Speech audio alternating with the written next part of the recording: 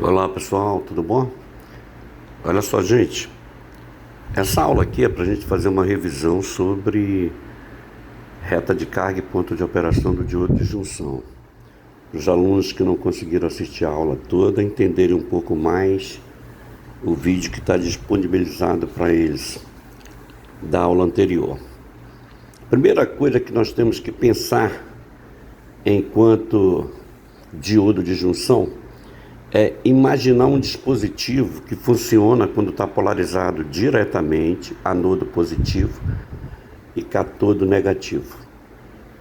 Nessa condição, ele conduz corrente elétrica. É uma chave eletrônica fechada, que equivale exatamente a isso. Ele é capaz de conduzir corrente elétrica.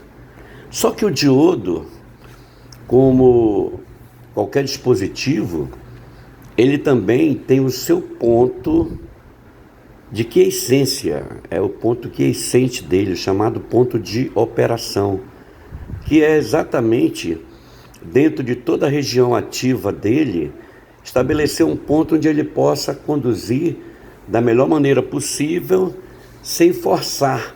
Ponto de quiescência, esse é chamado ponto de operação. Professor, como é que eu sei aonde é o ponto de operação do diodo? Como é que eu faço para calcular o ponto de operação do diodo? Vocês estão vendo esse gráfico que está aí? Esse gráfico,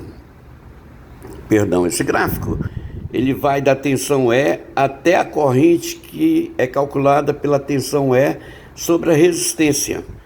Então, assim, ó, nessas condições, eu traço uma reta dentro do gráfico onde eu tenho a curva característica do diodo de junção, e na interseção dessa reta de carga com a curva característica, eu encontro o ponto quiescente. Quando eu traço uma pontilhada na direção do eixo da corrente, como tem aqui esse ponto, o ponto é chamado Q, e na direção do eixo da corrente eu tenho a corrente IDQ, corrente do diodo no ponto de operação, e eu traço uma pontilhada na direção do eixo da tensão E, eu vou ter a tensão VDQ, a tensão do diodo de junção no ponto quiescente. Bem, olha só, esse é o ponto que eu quero chegar. Agora, como é que isso é determinado, professor? Esse gráfico representa o quê? Todo gráfico característico onde tem uma reta de carga traçada, definida pela corrente de saturação E sobre R, até a tensão E, essas tensões são as tensões do diodo, e a corrente lá do E sobre R é a corrente máxima que o diodo está conduzindo. Eu estou afirmando que a minha reta de carga ela vai da tensão de corte, valor de E, quando a tensão é E sobre o diodo, a corrente é zero, basta olhar o eixo. E quando a corrente é máxima, E sobre R, que é a máxima corrente que eu posso obter no diodo, a tensão no diodo é zero, ele está fechado como uma chave ideal. E sobre E é a corrente de saturação, tá? A corrente de saturação é a corrente máxima que o diodo pode conduzir. E a tensão VD é a tensão máxima que eu posso ter sobre o diodo quando ele está conduzindo o mínimo, ou seja, não está em estado de condução. É do corte, esse ponto é chamado corte, região de corte, e a corrente E sobre R é o ID na região de saturação. A corrente DQ é a corrente do ponto quiescente e a corrente VDQ é a tensão sobre o diodo no ponto de operação.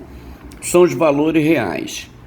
A gente já sabe, como a gente mostrou aquele outro gráfico, que essa tensão VDQ e essa corrente DQ estão registradas. Normalmente a tensão VDQ está estabelecida de acordo com o material de construção do diodo. Se ele for de silício, é entre 0,5 volts e 0,7 ou 0,70 e alguns volts, a variação existe. E a corrente DQ é a corrente estabelecida nesse ponto especificamente no eixo de corrente. Como é que eu calculo isso, professor? Como é que eu determino todos esses fatores aqui em cima desse, para me achar o valor de VDQ e do IDQ. Vou mostrar para vocês aí, olha só.